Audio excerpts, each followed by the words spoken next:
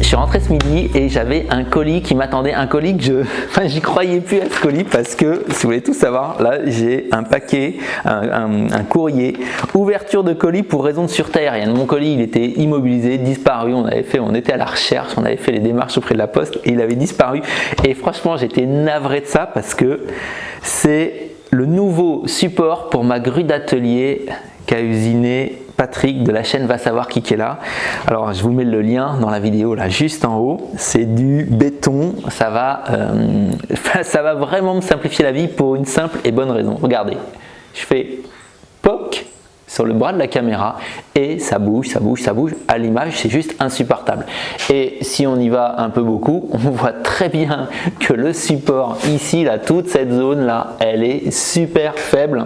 Donc, je me suis, je vais vous stabiliser quand même. Donc, je suis obligé d'appuyer doucement, de relâcher doucement parce que, à la base, ma grue d'atelier, elle est absolument géniale. Elle me permet de couvrir l'ensemble de l'atelier avec des prises de vue dans toutes les directions. Je vais même pouvoir rallonger du coup le bras de levier parce que ici j'ai failli renforcer l'établi avant de poser la pièce dessus quoi. Non, je blague, mais c'est génial quoi. Et puis bon c'est super simple, j'ai juste à serrer un petit boulon d'immobilisation. Je suis trop content. Donc une petite vidéo, je vous montre les différentes améliorations que ça va me permettre de mettre sur la grue. En images, en musique, vite fait, parce que ça va pas être une grande vidéo. Et après, on fait le bilan de ce que ça m'apporte.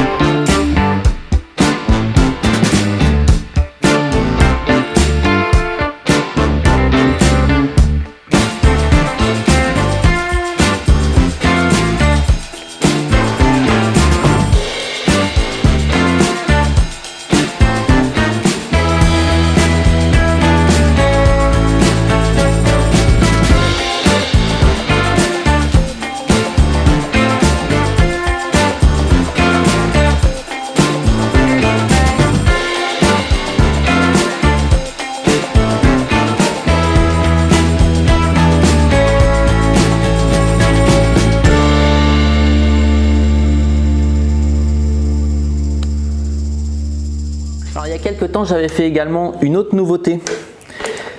C'est que j'avais remplacé ici la rotule qui était une rotule un peu maison, pas forcément très pratique, par une rotule Manfrotto. Et donc j'ai des attaches rapides qui me permettent d'attacher l'appareil photo ici dans la balancelle. Alors la balancelle, elle a un intérêt dès que je suis ici dans l'axe, parce que si je m'attache sur l'autre, c'est très intéressant pour faire un plan à gauche très haut, un plan à droite très haut ou un plan en plongée. Mais dès que je suis dans l'axe, eh ben, j'ai la grue en plein devant alors que je ne l'ai pas quand je suis sur la balancelle. Donc la balancelle, elle est obligatoire. Donc j'ai des comme ça, j'ai des attaches rapides un peu partout. J'en ai à l'extrémité également du bras magique que je peux fixer un peu partout. Ce qui fait la vraie différence par rapport à avant, certes, il y a la rigidité, ça, on l'attendait, je n'étais pas surpris, mais j'ai retrouvé énormément de hauteur en fait. Avec le jeu que j'avais avant, tout mon bloc ici, eh ben, il avait tendance à descendre et en descendant, eh ben, je ne pouvais jamais passer dessous. Même en position complètement relevée, j'ai gagné à peu près 20 cm ici, ce qui me permet d'avoir accès à des plans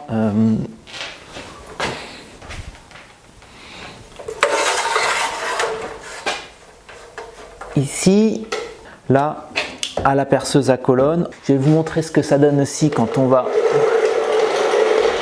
de l'autre côté, là, dans un coin où je ne pouvais pas avoir accès.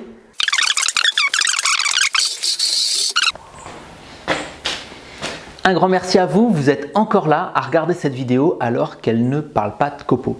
Pour finir, j'ai bien sûr à remercier Patrick parce qu'un copain qui travaille le métal, ça n'a pas de prix quand on est boiseux, ça me permet de fabriquer des accessoires pour mieux vous servir avec la vidéo comme j'ai pu vous montrer aujourd'hui, mais pour plus de sécurité sur la machine, pour d'autres choses, et mon petit doigt me dit qu'il y a d'autres projets à venir. Et puis vous êtes encore là, j'aimerais bien avoir votre retour. Je m'applique autant que je peux à faire de la qualité, non seulement dans le travail que je fais, mais également dans la vidéo. J'espère que vous vous en rendez compte. C'est pas toujours parfait, mais je suis tout seul dans l'atelier et aujourd'hui vous avez eu un petit peu un aperçu. C'était un exercice de style différent aujourd'hui parce que cette caméra-là devait attraper cette caméra-là, alors que d'habitude je fais tout pour qu'elle soit pas l'une dans le champ de l'autre. Donc c'était un peu particulier, mais ce que vous avez vu, c'est exactement ce que je fais en permanence. Je place une caméra d'un côté, je place une caméra de l'autre et puis je vais alterner un plan, un autre. C'est donc forcément énormément de travail de préparer un film. Parfois il y a des ratés. Et oui, je suis pas derrière le viseur en train de regarder ce que je filme. Je suis pas avec des écouteurs dans les oreilles pour voir si le son sature pas, etc. Donc parfois il y a des ratés. Et j'en viens à ma question. Aidez-moi à améliorer la chaîne. J'ai différents projets, que ce soit éclairage, une nouvelle optique parce que j'aime pas trop changer les optiques dans ce milieu poussiéreux. Mais vous, qu'est-ce que vous en pensez? À quel niveau? Faites-moi des critiques constructives de ce que vous avez pu voir, des progrès qu'il y a pu y avoir et dans quel sens vous aimeriez que je travaille. Mais avant de partir, n'oubliez pas, un petit pouce en l'air, un partage à votre réseau si ça vous a plu. Après tout, cette grue d'atelier, je ne suis pas le seul à me filmer dans mon atelier. À mon avis, elle devrait être copiée et recopiée de nombreuses fois. À vous lire dans les commentaires. À très vite et la semaine prochaine pour des copeaux de bois. Allez, bye bye!